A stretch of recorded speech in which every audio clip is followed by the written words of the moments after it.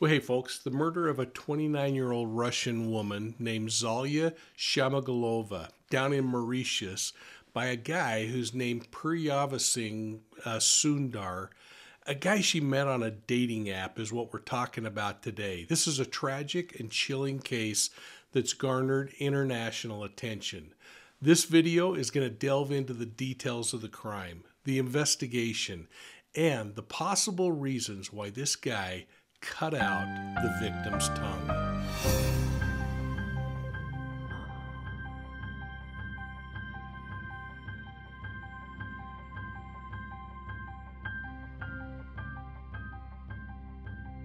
Hey, welcome to Profiling Evil, and thanks for hitting that like and subscribe button. Please share us, give us a thumbs up, and make sure that this information is getting out to those that you care about. Now, Zaliya Shamigulova was a university lecturer from Russia who traveled to the island of Mauritius for a vacation. Mauritius is this tropical little island located in the Indian Ocean. It's about 2,000 kilometers east of the southeastern coast of the African continent.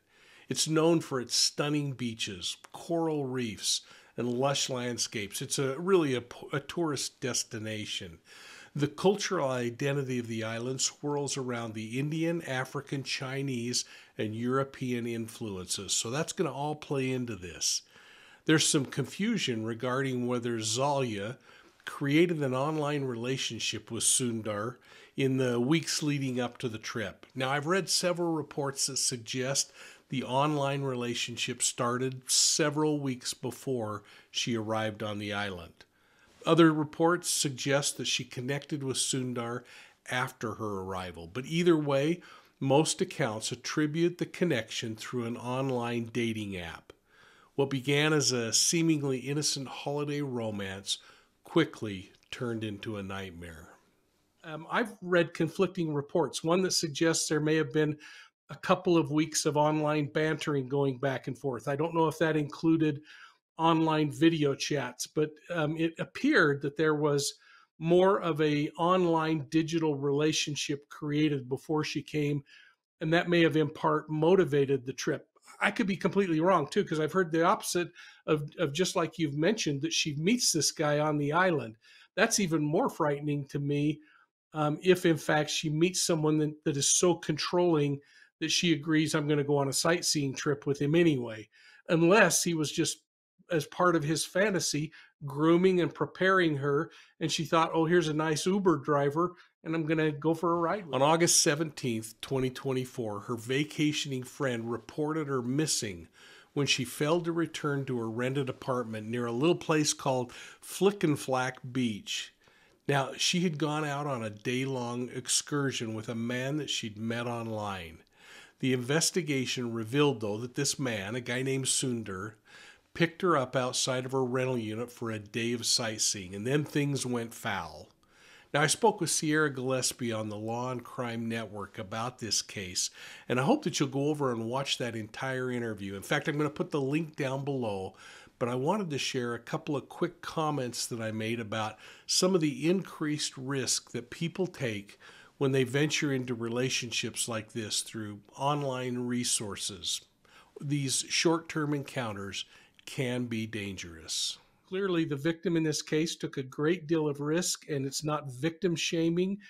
But when we choose to do things like this, we increase our level of risk.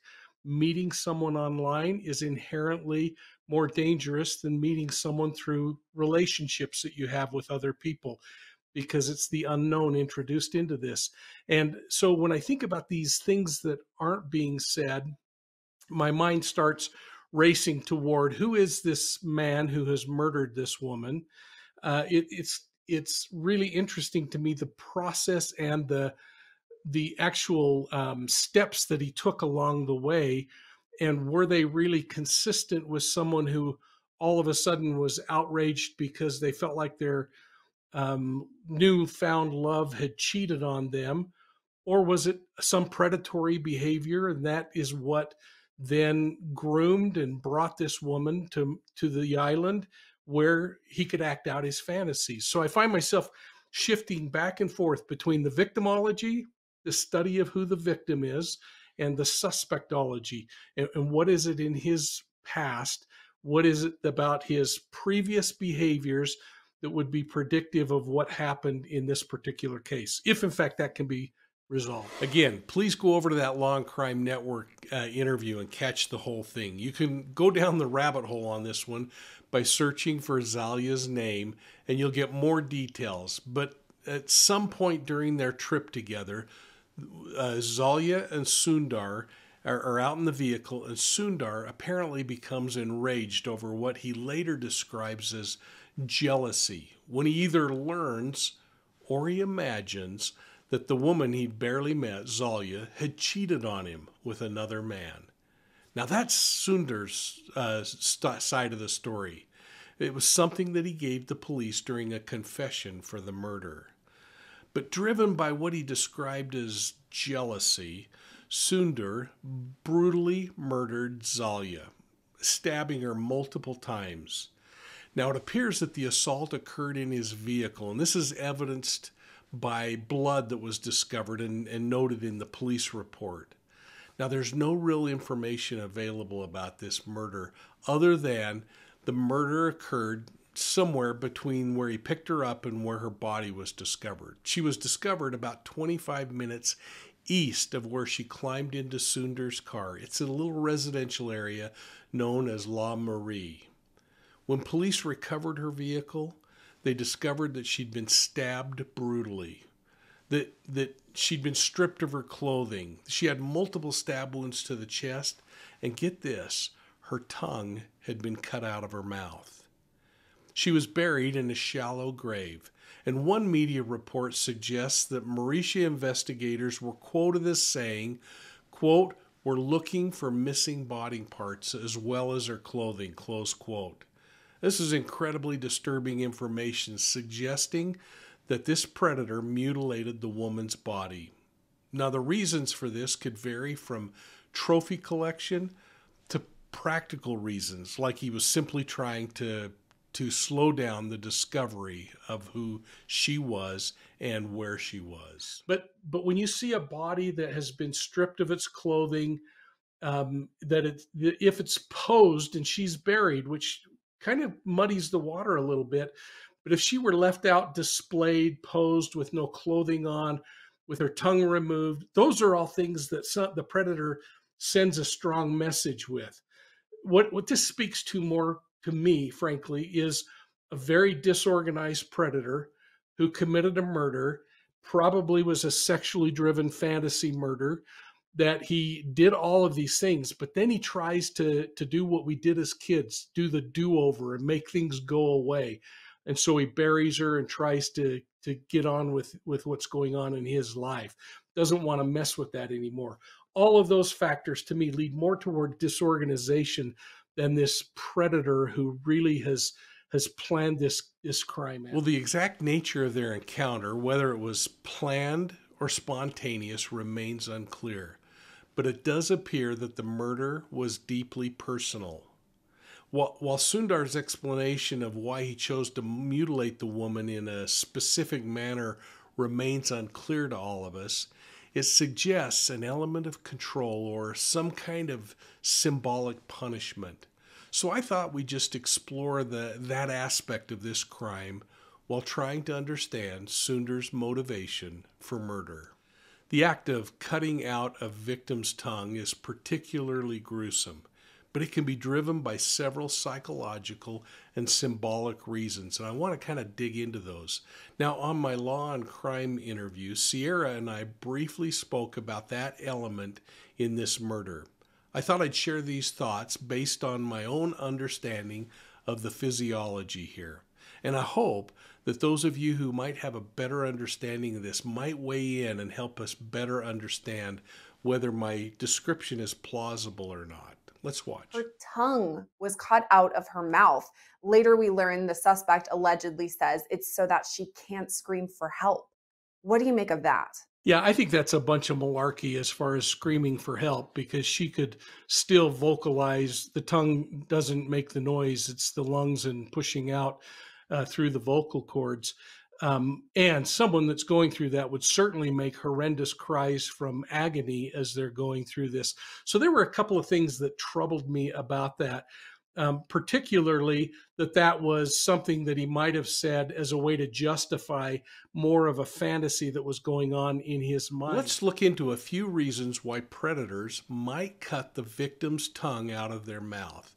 Now, I'm going to touch on these briefly, and then I'm going to share some comments that I made in this law and crime interview. But I want to start with the idea of silencing the victim. You see, in many cultures, cutting out the tongue is a way to silence the victim permanently. I mean, that's kind of a no-duh moment, isn't it? But it can symbolize the perpetrator's desire to prevent the victim from speaking out about what happened or revealing secrets that are very sacred to them for some particular reason. Now, another reason is an expression of rage. And frankly, I think that's the one that's most likely in this particular case. Such acts can be an expression of extreme anger, rage. It indicates a deep-seated desire to inflict pain and suffering beyond just the act of killing someone. It is really a significant part of this whole thing and leads us maybe to some of the disorganization in this particular murder. Number 3 is symbolic punishments. Now, the tongue is often associated with speech and communication. So by removing it, the perpetrator might be attempting to punish the victim for something that they said or did. And think about this. He's confessed that in part he did all of this because of what she had done. Number 4 is psychological control. And of course, this woman died, but mutilation can be a way for the perpetrator to exert control over the victim, even in death. It demonstrates a need to dominate this person, to dehumanize them, to demoralize them, to display them and humiliate them further. These are terrifying reasons, but gives us a little better insight into what some of the reasons might be behind it. Hey, I want to take a moment and thank those of you who have felt inclined to buy me a Coke or make a donation toward Profiling Evil. It really does help us keep things together, pay some of the bills, and every once in a while, just sit back and enjoy a tall diet Dr. Pepper. So thanks so much for making donations. And if you're interested, you can click on this QR code on the screen and make a donation now. Or you can just go over to your Amazon account and you can make a donation through Amazon by sending a gift card to profilingevil@gmail.com. As King explains, there could be a few reasons behind why the suspect would remove Zaliya's tongue.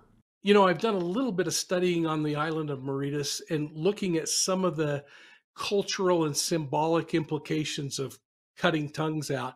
And I can't really see a whole lot other than historically there and throughout history, the removing of a tongue has often happened as a way of punishment for betrayal or lying. And of course, he tips his hand that he feels like he was betrayed and that she was having an affair and that he did this. But with the stab wounds in a location that really talks about the anger inside him, and it would be interesting to see the manner in which her tongue was removed. And these are all the gruesome parts that investigators really kind of roll in the dirt and try to understand. It helps us understand, was this an effort to silence her? Or is it an effort to punish her for this perceived wrong that she's committed with him?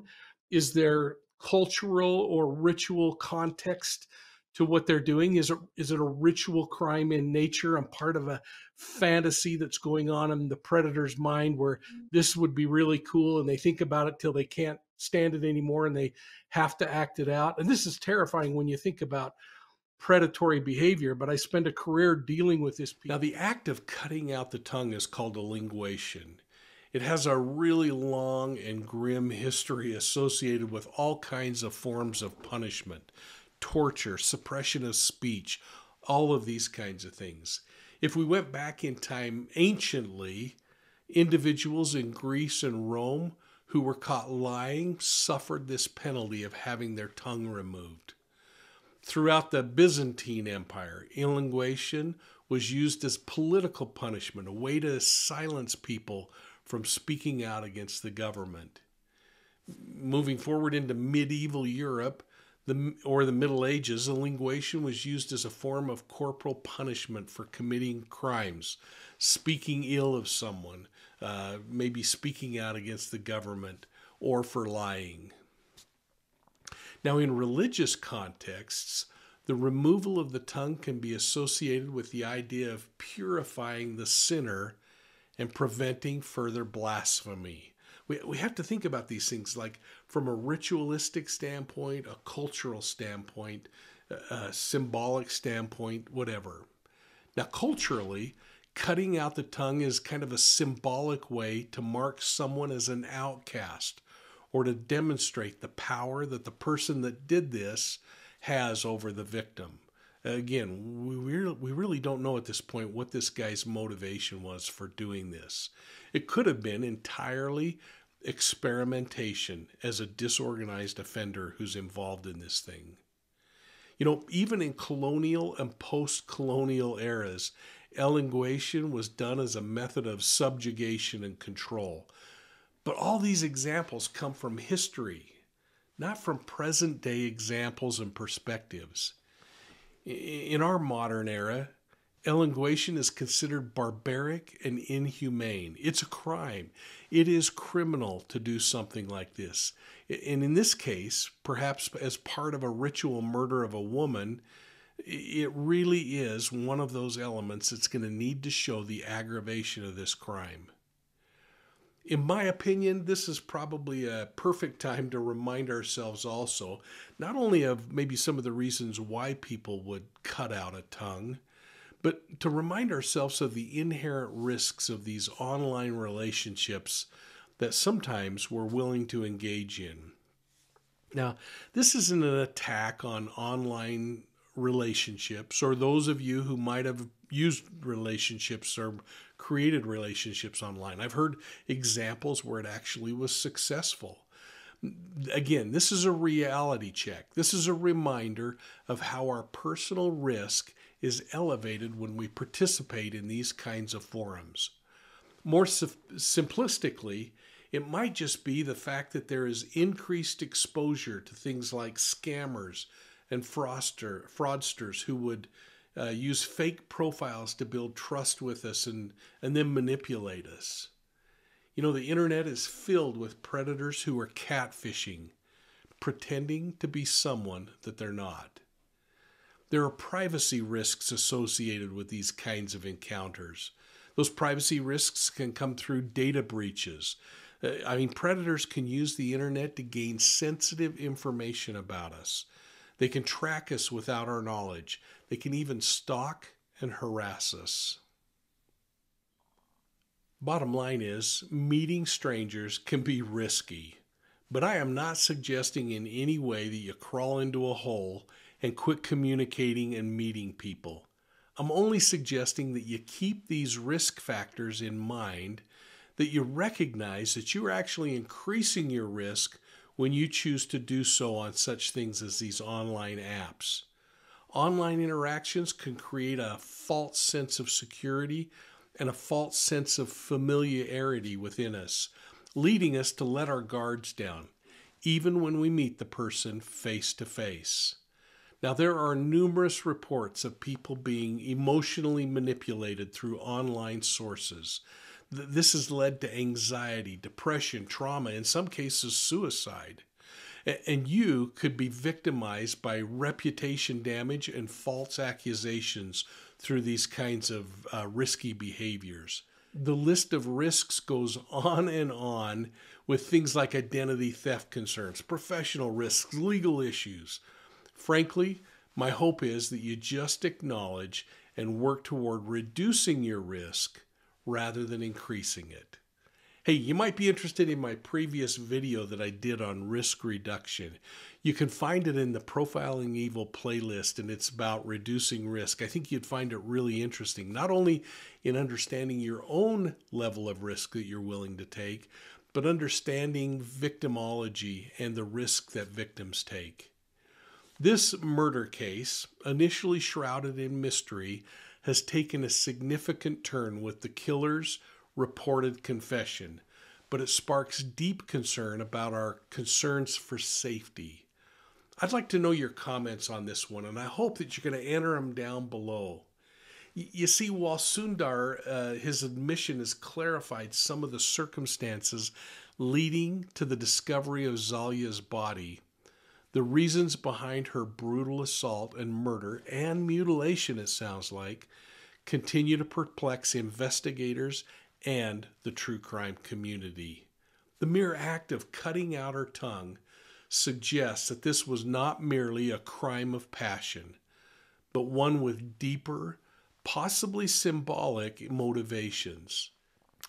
As the legal process unfolds, further insight into Sundur's psyche is going to come forward. We're going to get more information offering a clearer understanding of why this woman had to suffer such a horrific fate. Hey, I hope you'll share Profiling Evil with your friends and make sure that you're hitting that like and subscribe button. Please give us a thumbs up and look for us on Facebook, Instagram, YouTube, and Twitter. And if you like audio podcasts, folks, please check out Profiling Evil podcasts on your favorite podcast platform. Hey, we'll see you soon at the next crime scene.